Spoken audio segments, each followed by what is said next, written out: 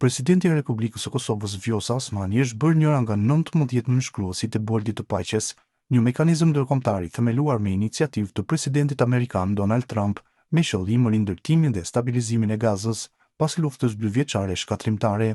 Ky zhvillim përfaqëson një hap të rëndësishëm diplomatik për Kosovën dhe një dëshmi të rritjes së rolit të saj në proceset globale të paqes dhe sigurisë ndërkombëtare. Përfshirja e presidentes Osmani në këtë mekanizëm dëshmon besimin e SBA-ve dhe të partnerëve ndërkombëtar në leadershipin e Kosovës dhe angazhimin e saj për paqe dhe stabilitet global. Hafiz Shala, antar i bordit ekzekutiv të Ligës Qytetare Shqiptaro-Amerikane, duke e komentuar këtë ngjarje, ka vlerësuar lart rolin e Shteteve të Bashkuara të Amerikës dhe presidentes së Kosovës Vjosa Osmani, duke cilësuar këtë si një moment historik për shqiptarët dhe shtetin e Kosovës. Shala për Bota Sot thekson se akti i fundit i respektit dhe mirënjohjes nga SBA-t për shqiptarët është dëshmi e vazhdimësisë së aleancës strategjike dhe mbështetjes së palëkundur për Kosovën. Ai kujton rolin historik të SBA-ve që nga presidenti Woodrow Wilson e deri te liderët e sotëm amerikan në mbrojtjet të drejtave të ekzistencës së shqiptarëve.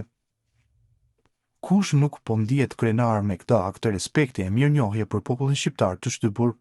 ekzekutuar, përdhunuar, masakruar e poshtëruar nga bishat e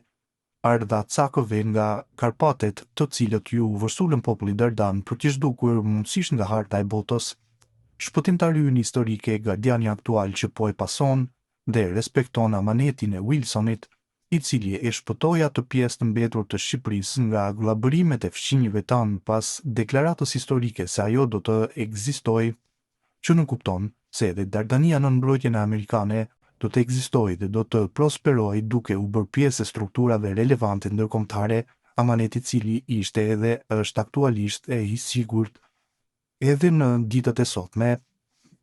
Presidenti Vjosa Osmani, me aftësinë e saj intelektuale, politike e diplomatike, me paraqitjet e saj të suksesshme dhe angazhimin e pandalur, solli 4 njohje të reja dhe të tjera që po pasojnë, pastaj me vetitë një politikane e të rryer, e bindi njeriu më të fuqishëm në rrezullin toksor, i cili, duke e mbrojtur dhe respektuar në radhë të parë luftën dhe sakrificën e popullit shqiptar për liri, pavarësi demokraci dhe bashkërendim serioz me SBA-t, e bëri gjesti në një lideri që në momentin aktual ishte kontributi më i fuqishëm për shqiptarët në përgjithësi, duke i përfshirë shqiptarët e diskriminuar në dardani lindore, të cilët përmes shuarjes së adresave të banimit dhe prim kanibali këtij shekulli tentonin t'i zhduknin përjetësisht, shpreh Shala për Bota Sot. Publicisti shqiptaro-amerikan është ndalur edhe të çështja e mundësisë së rizgjedhjes së Osmanit në postin e presidentes, tani që po i përfundon mandati. Në lidhje me këtë, ai ka thënë se Osmani duhet të rivotohet për presidente nisur edhe nga mbështetja dhe besimi që ja ka dhënë presidenti Donald Trump. Nuk ja dolën, në të vërtetë janë nxorën sytë dhe trurin politikës vetvetes, nga i cili kur më nuk do të shërohen. Tani shtrohet pyetja e thjeshtë, kush me kënd duhet të bisedojë për marrëveshje politike, se a duhet presidenti Vjosa Osmani të rivotohet edhe për mandatin e ardhshëm për presidente të vendit, kur Amerika dhe lideri i saj, duke e shprehur admirimin dhe besimin e tij ndaj saj dhe shqiptarëve dhe lideres së saj, me këtë veprim thotë yes, theksoi Shala. Sipas tij, presidenti Vjosa Osmani me veprim, qëndrimin stoik dhe angazhimin e saj, edhe një herë para popullit shqiptar të Kosovës e vërtetoi se është pasardhëse e denjë dhe zbatuese e politikave të vizionarit historik, Dr. Ibrahim Rugovës. Rugova, amanetin që e la popullit dhe klasës politike,